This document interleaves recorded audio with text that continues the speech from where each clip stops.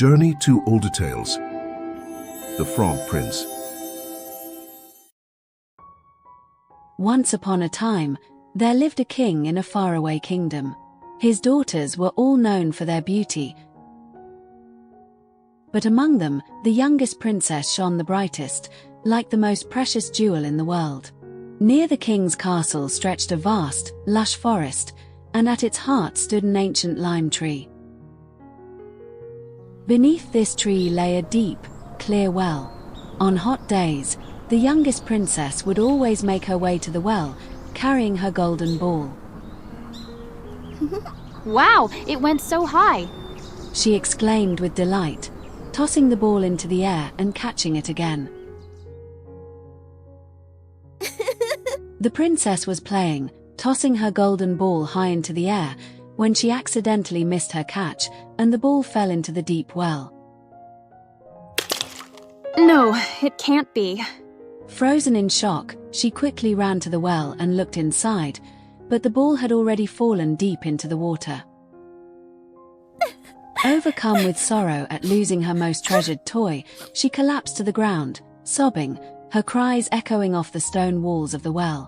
Just then, a soft, gentle voice came from somewhere. Why are you crying, princess? Your sorrow is enough to move even a stone. Startled, the princess quickly wiped her tears and looked around, but no one was there. Then, from the depths of the well, a large, ugly frog emerged, its slimy head glistening under the sunlight.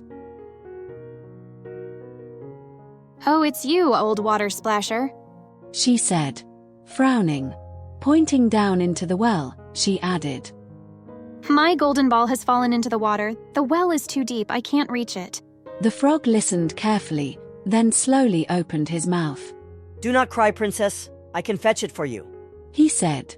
But then, with a sly smile, he added, But what will you give me in return? The princess, desperate to retrieve her golden ball, urgently pleaded with the frog. I will give you my jewels and golden crown. Just please bring back my ball. She unfastened a pearl bracelet from her wrist and waved it before him. But the frog calmly shook his head and replied, I do not need such things. Instead, promise to accept me as your friend and spend time with me. Let me sit at your table, share your meals, and even sleep in your bed. The princess looked down at the frog and thought to herself, This foolish frog, he belongs in the water croaking with the others. He could never be my friend. But she valued her golden ball too much to argue, so she decided to pretend to agree. Forcing a smile, she said, Yes, I promise. Now bring me my ball. The frog, pleased with her response, nodded contentedly. Without hesitation, he leaped into the water, diving deep into the well. The princess leaned over the edge, waiting anxiously. Moments later, the frog surfaced with the golden ball clutched in his mouth.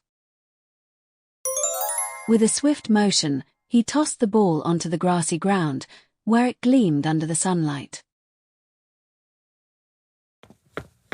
Overjoyed, the princess clutched her golden ball tightly in both hands.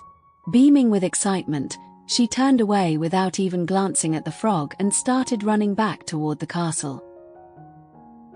Princess, wait for me! Take me with you! The frog called out desperately, hopping frantically toward her. But the princess didn't stop. She acted as if she hadn't heard him at all. Princess, have you forgotten your promise to me? The frog pleaded one last time, but by then, she was already too far away, disappearing down the path to the castle. The frog sighed deeply, watching her vanish into the distance. The next day, the princess sat at the grand dining table with the king, eating from a golden plate. She was enjoying sweet fruits and delicious dishes, having nearly forgotten about the events of the previous day. But suddenly, a strange noise echoed through the castle. Splish, splash, splish, splash. It sounded like something wet creeping up the stairs. The princess paused, her fork hovering in midair. Then came a knock at the door, followed by a familiar voice. Princess, youngest princess, open the door for me! The princess gasped, dropping her spoon onto the plate. She hurried to the door, her heart pounding, hesitated for a moment, then slowly opened it. To her horror, the very same frog from the well sat there, looking up at her with a wide smile. Frightened, she slammed the door shut and rushed back to the table, her heart pounding. The king noticed her distress and asked, My child, why are you so afraid? Is there a monster outside? The princess hesitated, then replied, No, father, it is not a monster but a frog. A frog? What does he want from you? The king asked. Tearfully, she explained. Yesterday, while I was playing by the well, my golden ball fell in. The frog retrieved it for me, and I foolishly promised that he could be my friend. But I never imagined he would actually come to the castle. Again, the knocking came. Princess, youngest princess, open the door for me. Do you not remember the promise you made at the well? The king spoke firmly. A promise must be kept. Go and let him in. Reluctantly, the princess opened the door. The frog hopped inside and followed her to the dining table. Lift me up beside you. He demanded. She hesitated, but at the king's command, she picked him up and placed him on the chair. Then the frog said, Now push your little golden plate closer so we can eat together. The princess obeyed, but it was clear she was unhappy. The frog ate with great satisfaction, while every bite the princess took seemed unbearable. When dinner was finished, the frog stretched and yawned. I am tired now. Please take me to your room, prepare a bed for me, and let me sleep beside you. The princess turned pale at his request, her heart racing. Father, please don't make me do this. Tears welled up in her eyes as she covered her face with her hands. But the king remained firm, looking at her with a stern expression. The frog helped you when you were in need and you gave your word. Now you must keep your promise. The princess, overwhelmed with frustration and uncertainty, hesitated. Yet the king continued to insist. You must keep your promise, princess. Now take the frog to your bed. The princess had no choice but to carefully lift the frog. His cold, slimy skin made her shudder, and she wrinkled her nose in disgust. Oh, this is horrible. She hurriedly carried him upstairs and dropped him in a far corner of her room. Letting out a sigh, she climbed into bed, wishing this nightmare would end. But just as she pulled the covers over herself, she heard a familiar voice. I am tired too. Lift me onto the bed, or I will tell your father. The princess bolted upright, her heart pounding. The frog had already crawled closer to her bed, staring up at her with his wide, expectant eyes. That was the last straw. Enough! Leave me alone, disgusting frog! Enraged, she seized the frog in her hands and, with all her strength, hurled him against the wall.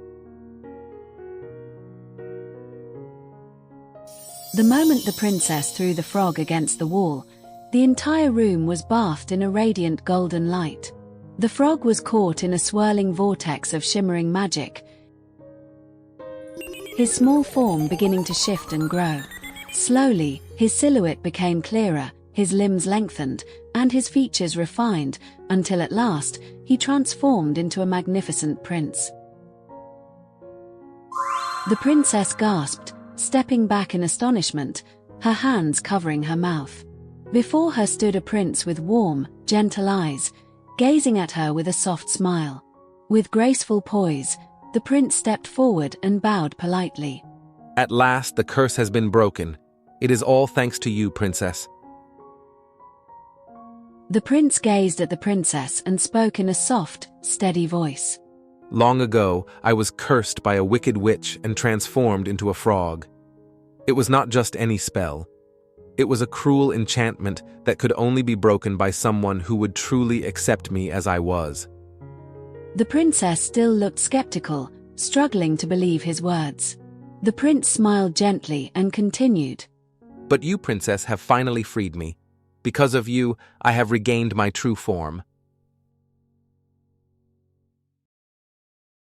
The princess felt overwhelmed with confusion, yet as she looked into the prince's kind and sincere eyes, she slowly began to trust him. The prince extended his hand toward her and said, Now let us journey to my kingdom together. There is much I wish to show you. The princess hesitated for a moment, but as she sensed his sincerity, she slowly reached out and placed her hand in his. The next morning, as golden sunlight bathed the castle walls, the sound of hooves echoed through the courtyard. A magnificent carriage arrived, adorned with golden embellishments, and drawn by 8 elegant white horses. Beside the carriage stood a tall, steadfast man. He was faithful Henry, the prince's most devoted servant. When the prince had been cursed and turned into a frog, Henry had been devastated. Fearing that his heart would break from sorrow, he had locked it with 3 iron bands to keep himself from despair. Now, seeing his prince restored, Henry's eyes filled with tears of joy. With a deep bow, he opened the carriage door. My lord, at last, you may return to your kingdom. As they rode to the prince's kingdom, there was a loud crack. Startled, the prince asked, Henry, is the carriage breaking?